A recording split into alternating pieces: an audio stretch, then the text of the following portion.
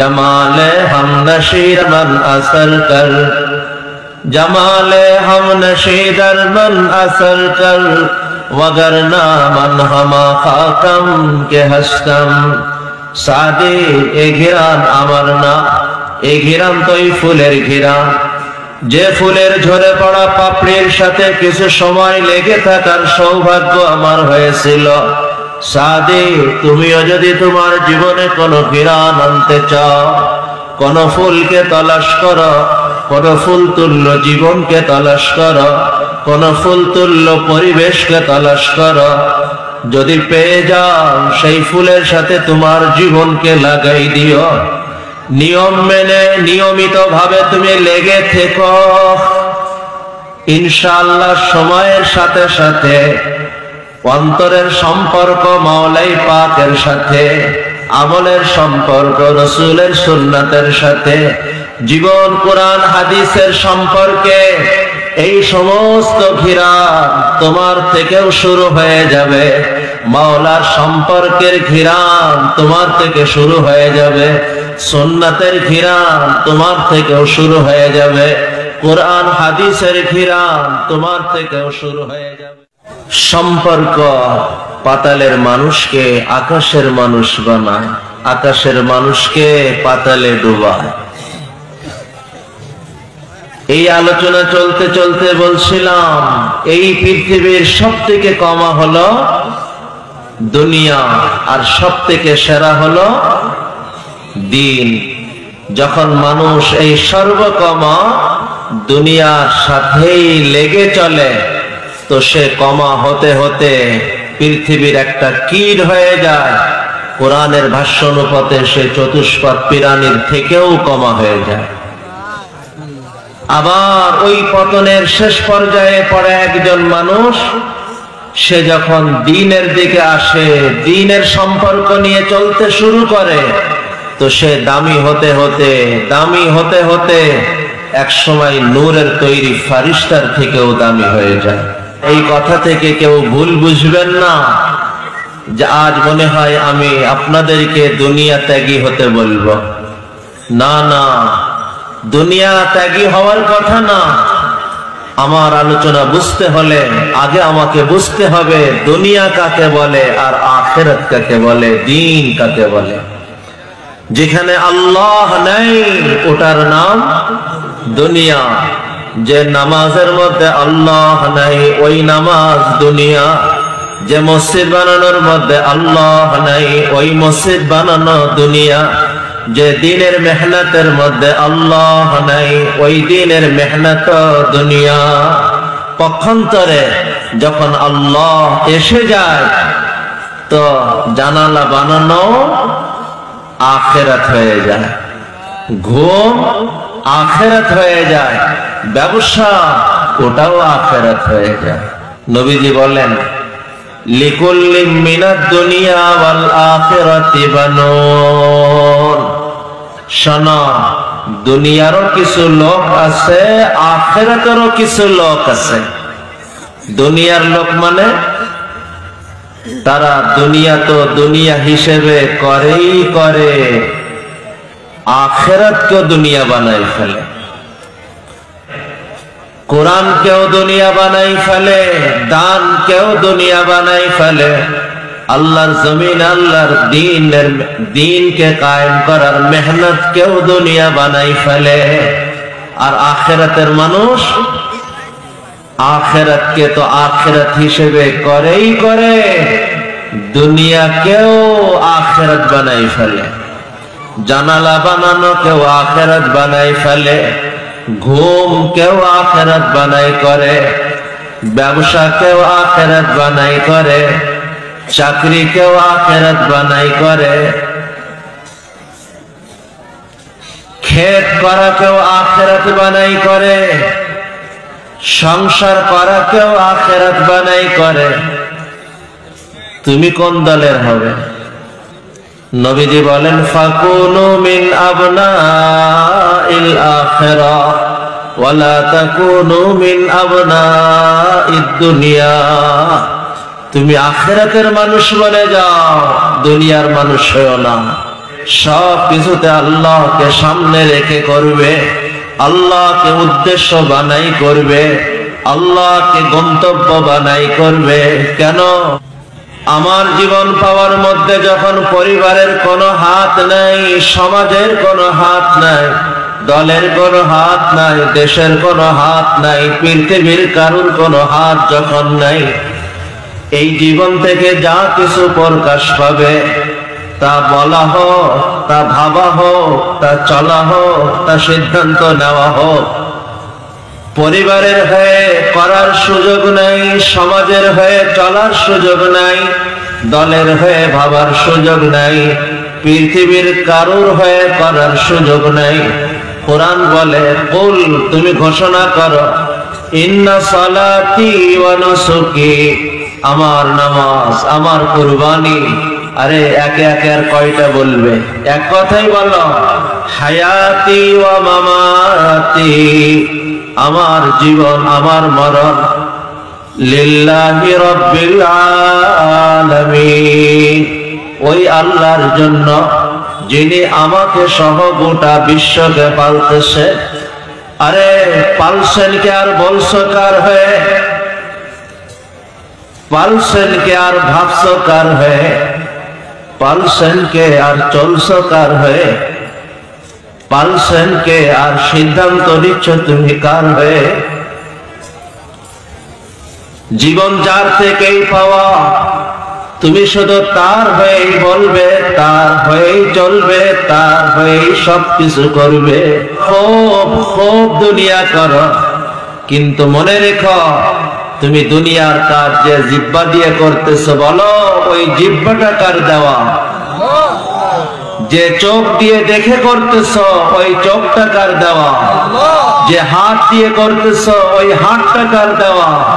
যে মেধা দিয়ে করতেছো, ওই মেধাটা কার দেওয়া? যে জমিনের পরে দাঁড়িয়ে করতেছো, ওই জমিন কার দেওয়া? সব কিছু যে মাওলার থেকে পেয়ে করতেছো, সেই মাওলাকে ভুলে যেতে করো না, সেই মাওলাকে বাদ দিয়ে তো করো না, সেই মাওলাকে আড়াল করে তো করো না। নমি গোয়ম কে আজ দুনিয়া জুদাবাস, নমি গোয়ম কে আজ দুনিয়া জুদাবাস, বাহার পারে কে বাসিবা খুদাবাস। দুনিয়া করো, খুব করো, কিন্তু তোমার দুনিয়াকে আখিরাত বানাই করো। দেখো, এই ভাবনায় জানালা বানাবে, আলো বাতাস কমবে না। মাঝখানে তোমার জানালা বানানো আখিরাতের নেকিতে কবুল হবে। এই নিয়েতে ঘুমাইলে তোমার ঘুমের তৃপ্তি কমবে না। মাঝখানে তোমার পুরা ঘুম আখিরাতের নেকিতে কবুল হবে। এই মানসিকতাই তুমি ব্যবসা করলে তোমার কাস্টমার কমবে না। মাঝখানে তোমার পুরা ব্যবসা আখিরাতের নেকিতে কবুল হয়ে যাবে। আকাবির এ পর্যন্ত বলছেন, একজন ফেরি করে বাদাম বিক্রি করে, ওই মানসিকতা নিয়ে যতবার সে বাদাম বাদাম বাদাম আওয়াজ দিবে, প্রতিটি বাদাম বাদাম বলাতে আল্লাহ আল্লাহ বলার নেকি পাবে। দিনকে আমি বুঝি না, তাই দিন আমি কঠিন মনে করি। দিন আমাকে দুনিয়া ত্যাগী হতে বলে না, আমাকে বৈরাগী হতে বলে না। লা রুহবানিয়াতা ফিল ইসলাম, ইসলামের মধ্যে এর কোনো সুযোগই নেই। তুমি দুনিয়া করো, খুব করো, কিন্তু সব কিছু যে মাওলার থেকে পেয়ে করতেছ, সেই মাওলাকে তুমি বাদ দিয়ে করো না, ভুলে যেয়ে করো না, হারিয়ে ফেলে করো না। আল্লাহকে তোমার সব কিছুর সামনে রেখে করো। আল্লাহ সর্বসেরা, যে তার অন্তরের নিসবত, অন্তরের সম্পর্ক, প্রতিটি কাজে কর্মে ভাবনাতে বলাতে চলাতে সিদ্ধান্ত নেওয়াতে যে তার অন্তরের সম্পর্ক মাওলাই পাকের সাথে লাগাই রাখবে, আল্লাহ এই মানুষকে সর্বসেরা মানুষ হিসেবে কবুল করবে। এটা হলো 1 নম্বর সম্পর্ক। 2 নম্বর, জীবনের প্রতিটি কাজ রাসূল আকরাম সাল্লাল্লাহু আলাইহি ওয়াসাল্লামের সুন্নাতের সম্পর্কে লাগায় রাখব, মনে রাখব যে তার জীবনের প্রতিটি কাজ নবীজির সুন্নাতের সম্পর্কে লাগিয়ে লাগিয়ে চলবে। আল্লাহ তাআলা আখিরাতে তাকে নবীজির সঙ্গী বানাই দিবেন। এর থেকেও লোভনীয় নবীজির সঙ্গী হবে, এর থেকেও লোভনীয় বলবো, এর থেকেও লোভনীয়, এর থেকেও লোভনীয় আছে। হ্যাঁ, এর থেকেও লোভনীয় আছে। আমি যখন ওটা ভাবি তা আমার কাছে মনে হয় যেন আমার নেশা ধরে। আমরা সবাই আল্লাহকে চাই না?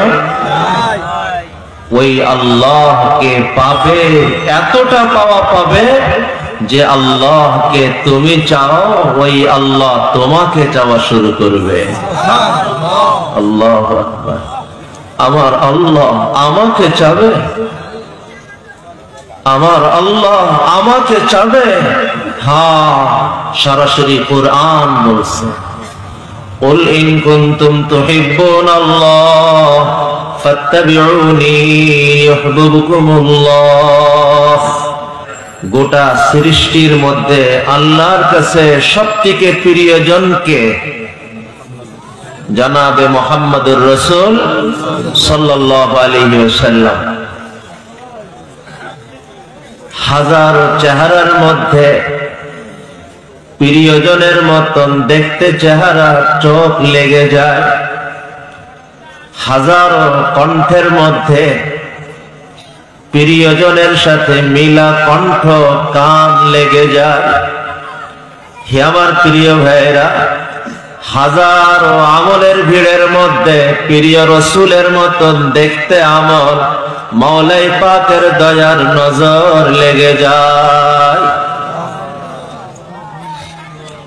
হাজারো চেহারার মধ্যে প্রিয়জনের সাথে মিলা চেহারা চোখ লেগে যায়, হাজারো কণ্ঠের মধ্যে প্রিয়জনের সাথে মিলা কণ্ঠ কান লেগে যায়, হাজারো জীবনের মধ্যে প্রিয় রাসূলের মতন দেখনাই জীবন মাওলাই পাকের নজরে করম লেগে যায়। قل إن كنتم تحبون الله فاتبعوني يحببكم الله। এটাই হলো সেই রহস্য। সে মনে করে ভিতরে একরকম বাহির আর এক রকম, এর নাম মুনাফিকি। আমি তো মুনাফিক হব না। সে বলে যখন আমার ভিতর ভালো হবে তখন আমি বাহিরকেও ঠিক করে নিব। আমার ভিতর বাহির দুই রকম মানুষ হব না আমি। হে আমার প্রিয় ভাইয়া, আমি তোমার সামনে আরেকটা ভাবনা রাখতে চাই, তুমি দুই ভাবনাকে সামনে রেখে সিদ্ধান্ত নাও। সত্যই আমার ভিতর ভালো না, আমার ভিতরে রাসূলের আদর্শের লেশ মাত্র নাই, এরপরেও আমার বাহিরকে প্রিয় রাসূলের মতন সাজিয়ে আমি আমার আল্লাহকে বলি, আল্লাহ আমার ভিতর ভালো না, আমার ভিতরে রাসূলের আদর্শের কিছুই নাই। আল্লাহ আমার হাতকে ভিতর পর্যন্ত নেওয়ার শক্তি আমার নাই। আল্লাহ যত দূর আমার ক্ষমতা ছিল, হাত ছিল, আমি আমার বাহিরকে সাজিয়ে আসছি। আল্লাহ এবার আপনার কুদরতি হাত দ্বারা, আল্লাহ এবার আপনার কুদরতি হাত দ্বারা, আপনার কুদরতি হাত দ্বারা আমার ভিতর জগৎকে আপনি নবীজির ভিতর জগতের মতন বানাই দেন। অশ্রু ঝরাই ফরিয়াদ মাওলাই পাকে দয়ার সাগরে ঢেউ তুলবে, আর আমার আপনার ভিতর জগৎ প্রিয় রাসূলের ভিতর জগতের মতন আগাই দিবে। হাজি আমার মাওলাকে বলি, আল্লাহ আমার ভিতরে নবীর আদর্শের কিছুই নাই, নবীর অবস্থার কিছুই আমার ভিতরে নাই। আল্লাহ নবী যখন সাইদার মধ্যে হতেন, আমি জানি না নবীর সাইদার আবেগ কেমন হতো, রুকুর অনুভূতি কেমন হতো, নামাজের ভিতরগত মানসিকতা কেমন হতো। আল্লাহ আমি তো নবীজির রুকুর মতন, সাইদার মতন, নামাজের মতন বাহ্যিক শুধু কাঠামোটাই গ্রহণ করছি। আল্লাহ নবীর শুধু চেহারার মতন চেহারা বানিয়েছে, পোশাকের মতন পোশাক বানিয়েছে, রুকুর মতন রুকুর সাদৃশ্যতা গ্রহণ করছি, সাইদার মতন সাইদার সাদৃশ্যতা গ্রহণ করছি, নামাজের বাহ্যিক কাঠামোটাই শুধু গ্রহণ করছি। আল্লাহ আমি জানি না নবীর রুকু সাইদা নামাজ 24 ঘন্টা তার অন্তর অবস্থা কেমন হতো। আল্লাহ আল্লাহ আমার শক্তিতে যত দূর ছিল, আমি আমার বাহিরকে প্রিয় রসুলের মতন সাজিয়ে আসছি। আল্লাহ এবার আপনার কুদরতি হাত দ্বারা, আপনার কুদরতি হাত দ্বারা আমার ভিতর জগৎকেও প্রিয় রসুলের সাদৃশ্যতায় আগায় দেন। আল্লাহ তেরে মাহবুব কে শবাহত লেকে আয়া হো, तेरे महबूब की शबाहत लेके आया हो, हकीकत इसकी बना दे मैं सूरत लेके आया हो। আল্লাহ আমি তো শুধু বাহ্যিক রূপই গ্রহণ করছি, বাস্তবতায় আমার কিছুই নাই। আল্লাহ আমার হাত যত দূর ছিল গ্রহণ করছি, এবার আপনার কুদরতি হাত দ্বারা আমার ভিতরকেও পাল্টে। 3 নম্বর সম্পর্ক, আজকের বলা শেষ আলোচনা, শেষ সম্পর্ক। গোটা জিন্দেগি কোরআন হাদিসের সম্পর্কে লাগাবো।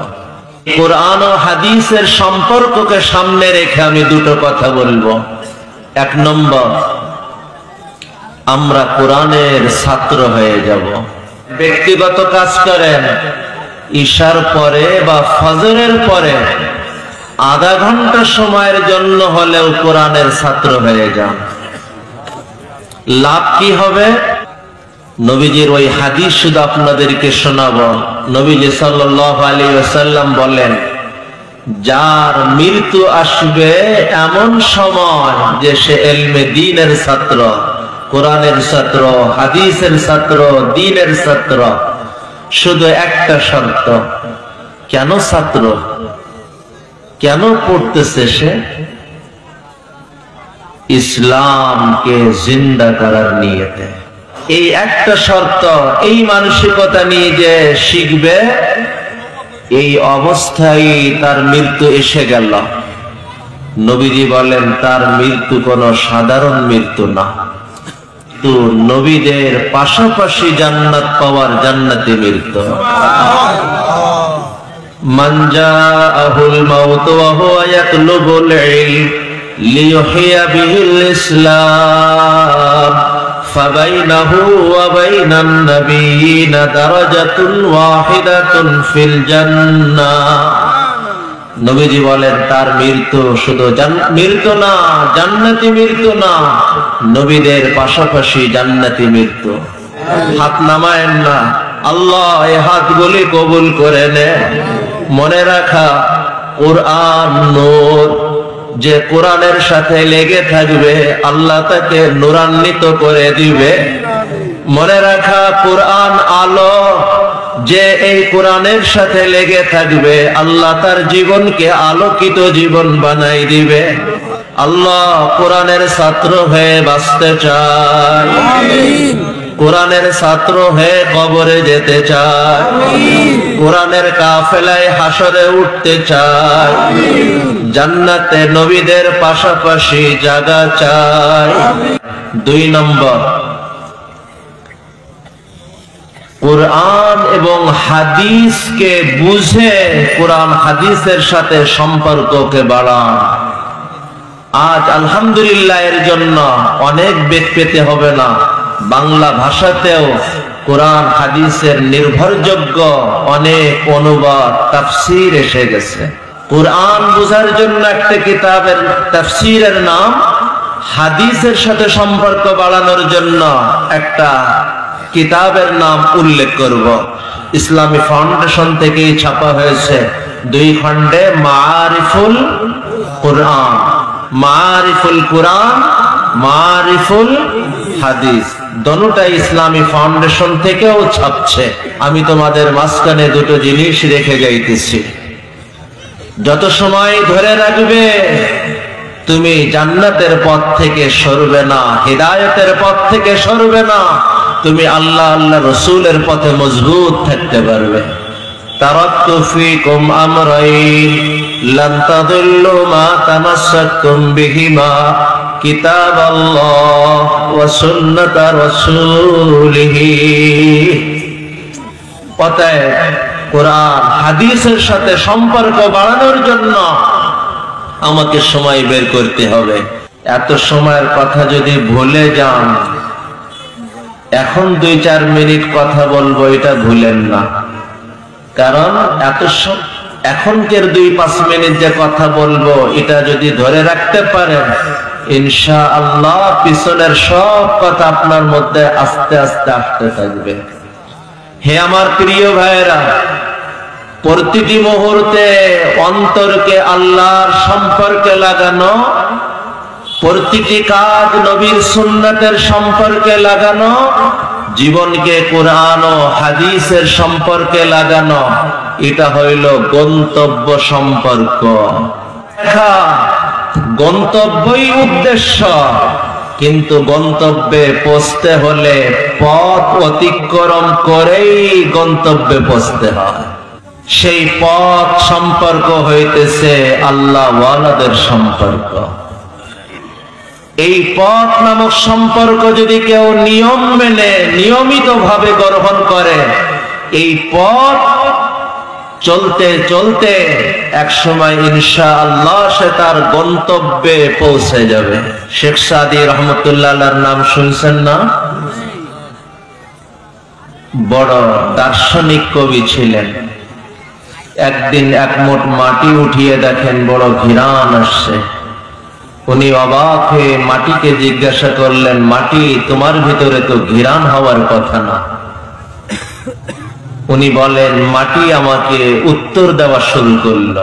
উনি বলেন, মাটি আমাকে উত্তর দেওয়া শুরু করলো, সাদী, আমার ঘিরান নিয়ে তুমি অবাক হইতেছ, ঘিরানের রহস্য জানতে চাইতেছ, তো শোনো, তুমি যে মুঠ মাটি নিয়েছ না, ফুল গাছের নিচে ছিল।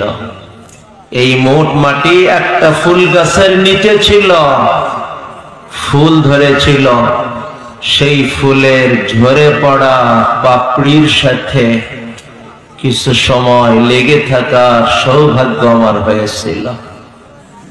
সাদী, এ ঘিরান আমার না, এ ঘিরান ওই ফুলের ঘিরান।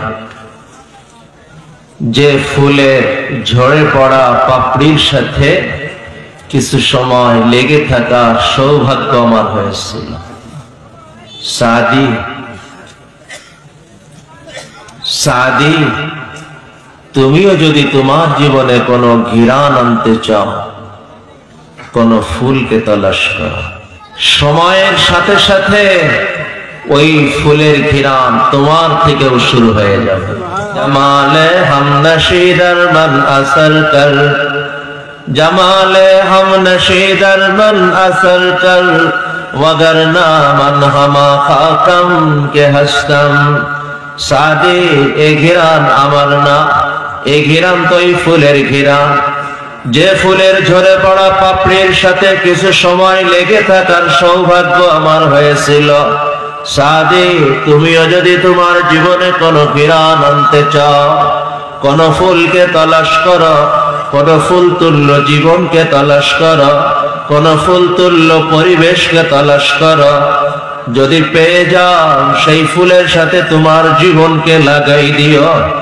নিয়ম মেনে নিয়মিত ভাবে তুমি লেগে থেকো, ইনশাআল্লাহ সময়ের সাথে সাথে অন্তরের সম্পর্ক মাওলাই পাকের সাথে, আমলের সম্পর্ক রাসূলের সুন্নাতের সাথে, জীবন কোরআন হাদিসের সম্পর্কে এই সমস্ত ঘিরান তোমার থেকেও শুরু হয়ে যাবে।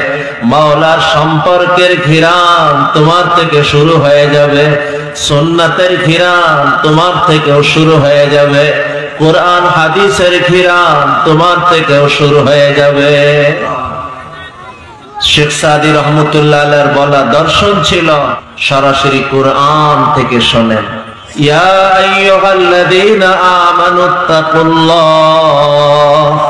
আল্লাহর মানুষ বনো, তাকওয়ার মানুষ বনো, তাকওয়ার মানুষ বনো, আল্লাহর সম্পর্কের মানুষ বনো।